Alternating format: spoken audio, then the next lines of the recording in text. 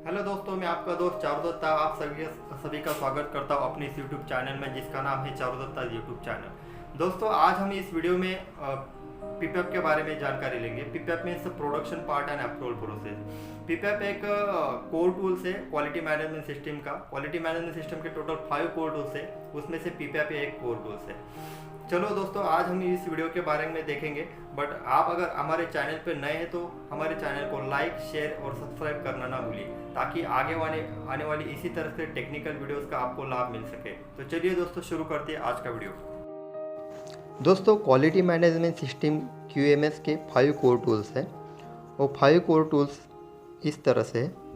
पीपैप production part approval process, second is APQP advance product quality planning, third is FMEA failure mode and effective analysis, fourth is MSA measurement system analysis and fifth is SPC statistical process control. आज हम इस 5 core tools में से सबसे जो पहला tool है पीपैप, उसके बारे में इस वीडियो में देखेंगे। जो भी आगे आने वाले वीडियोज़ है वो हम APQP, FMEA, MSA और SPC के ऊपर एक एक करके बना देंगे। तो चलिए स्टार्ट करते हैं पीपैप से। PPAP first started by AIG। AIG means automotive industry action group in 1993। PPAP को फर्स्ट स्टार्ट किया था AIG ने 1993 में। जो ऑटोमोटिव इंडस्ट्री एक्शन ग्रुप है उसने 1993 में पीपैप को डेवलप किया था, पीपैप को इस्टेब्लिश किया था या फिर पीपैप को स्टार्ट किया था। पीपैप को स्टार्ट करने के लिए AIG ने बिग 3 कंपनियों से इनपुट लिया था। Big 3 companies means Ford, Chrysler and GM। ये बिग 3 कंपनीज से उनसे इनपुट लेके AIG ने पीपैप को स्टार्ट किया था। पीपैप इनिशियली ऑटोमोटिव कंपनियों में सिर्फ ऑटोमोटिव इंडस्ट्री में सिर्फ यूज़ किया जाता था, बट अभी इसकी इम्पोर्टेंस को देखते हुए अभी बहुत सारी कंपनी इसको अडॉप्ट कर रही है या फिर बहुत सारी कंपनी इसको यूज़ कर रही है। पीपैप का लास्ट रिवीजन है 1 जून 2006। इसका मोस्ट रिसेंट वर्जन है और AIG का ये 4th एडिशन है। पीपैप का पर्पज़ क्या है? पीपैप का पर्पज़ हम पीपैप इसलिए करते हैं कि जो भी प्रोडक्शन और क्वालिटी की रिक्वायरमेंट है वो हम पहले अंडरस्टैंड कर लेते हैं और उसको इम्प्रूवमेंट करने के लिए हम पीपैप का यूज़ करते हैं। उसको फुलफिल या फिर इम्प्रूवमेंट करने के लिए हम प्रोडक्शन क्वालिटी के रिक्वायरमेंट को फुलफिल या इम्प्रूवमेंट करने के लिए पीपैप का हम यूज़ करते हैं। आगे हम देखेंगे पीपैप के डॉक्यूमेंट्स की क्या क्या रिक्वायरमेंट होती है। पीपैप में एक्चुअली 19 डॉक्यूमेंट्स रिक्वायर्ड होते हैं। तो फर्स्ट डॉक्यूमेंट पीपैप में है डिज़ाइन रिकॉर्ड।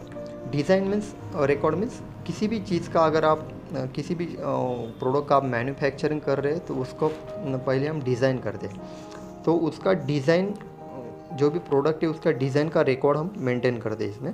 उसके बाद आता है सेकंड इंजीनियरिंग चेंज डॉक्यूमेंट। अगर प्रोडक्ट में अगर कुछ चेंज होता है तो जो भी चेंज हुआ, वो प्रोडक्ट में जो भी चेंज हुआ उसका हम डॉक्यूमेंट एक मेंटेन कर दें ताकि हमारे पास हो, रिटर्न कर दें ताकि कस्टमर के रिक्वायरमेंट के अकॉर्डिंग हम उसे दे सकें। कस्टमर इंजीनियरिंग अप्रूवल, ये 3 नंबर का document, customer engineering approval.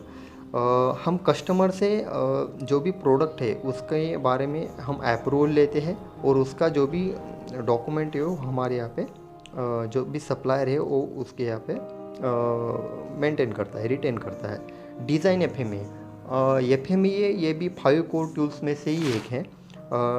Failure mode and effective analysis, इसके ऊपर हम आगे एक वीडियो बना देंगे।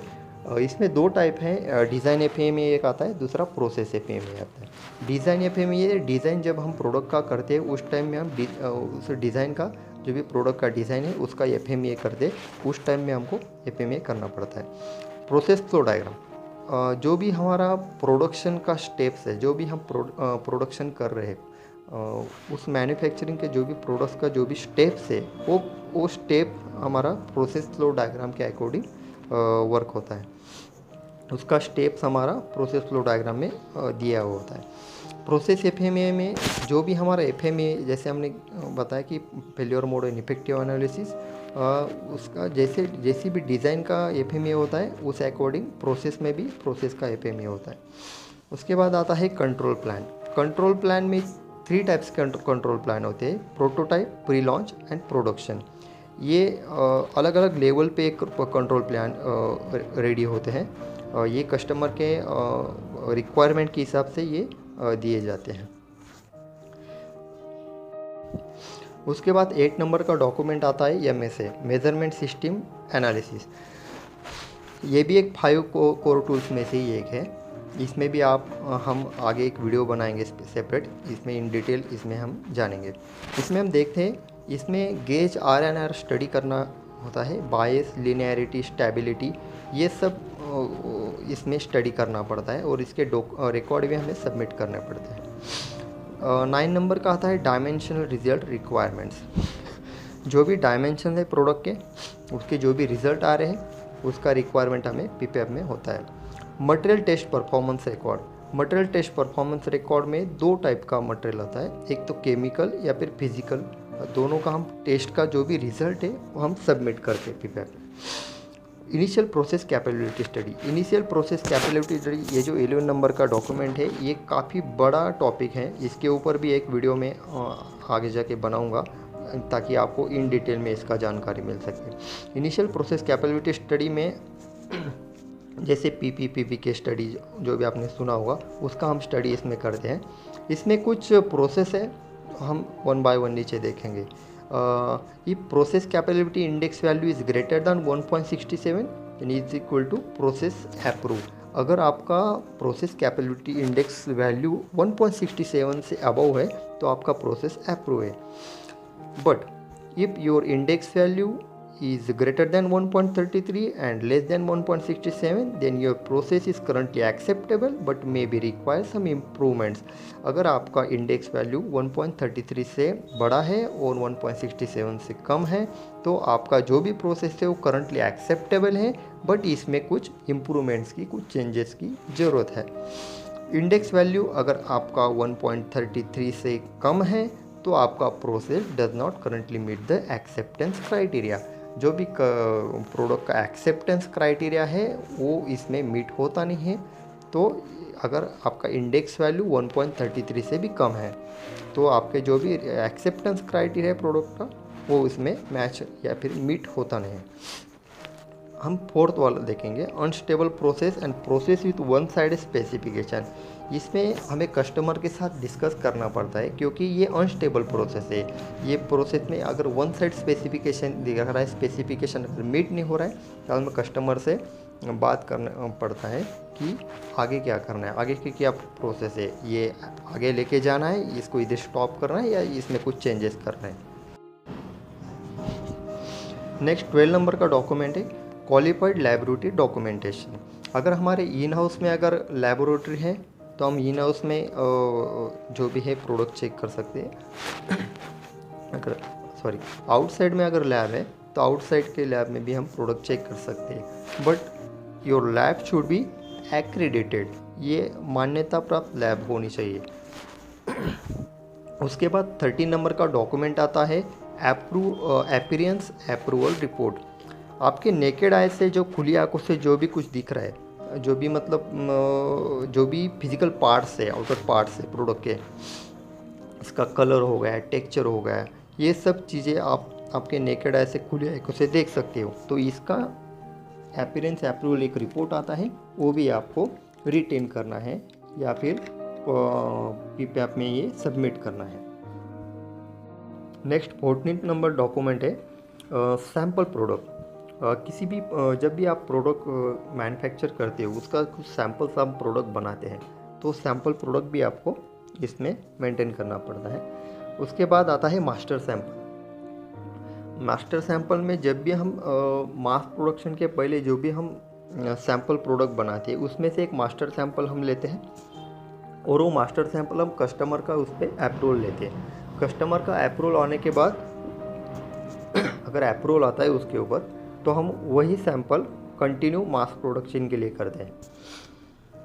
उसमें 2 टाइप के सैंपल्स आते हैं, एक फिजिकल सैंपल आता है, सेकंड एनालिटिकल सैंपल आता है। फिजिकल सैंपल में जैसे आपका मोल्डेड आइटम हो गया, कोई इलेक्ट्रॉनिक्स पार्ट हो गया, सर्किटरी होगी, वो हो गया। एनालिटिकल सैंपल्स में आपका अल्ट्रावायलेट, इंफ्रारेड और फिंगरप्रिंट आएगा। मतलब जो चेंजेस है, जिसमें वेरिएशंस है, ये एनालिटिकल सैंपल्स में आपके आएंगे। 16 नंबर का डॉक्यूमेंट्स है चेकिंग एड्स। चेकिंग एड्स में आपका चेक शीट वगैरह हो गया, ये डॉक्यूमेंट्स आपको इसमें मेंटेन करने पड़ते हैं। इसमें 70 नंबर्स का डॉक्यूमेंट है दोस्तों, कस्टमर स्पेसिफिकेशन रिक्वायरमेंट। अगर कस्टमर का कुछ स्पेसिफिक रिक्वायरमेंट है, कुछ उसके स्पेसिफिकेशन के अकॉर्डिंग अगर कुछ रिक्वायरमेंट है तो वो भी हमें इसमें मेंटेन करना पड़ता है। 18 नंबर का डॉक्यूमेंट हो गया पार्ट सबमिशन वारंट, PSW। ये PSW आपको जब भी आपका full after completion of all measurement and test report, आपका जब भी पूरा मेजरमेंट टेस्ट रिपोर्ट आपका कंप्लीट हो जाता है उसके बाद आपको PSW सबमिट करना पड़ता है। ये काफ़ी इंपॉर्टेंट टॉपिक है, इसके ऊपर भी हम एक वीडियो बना देंगे।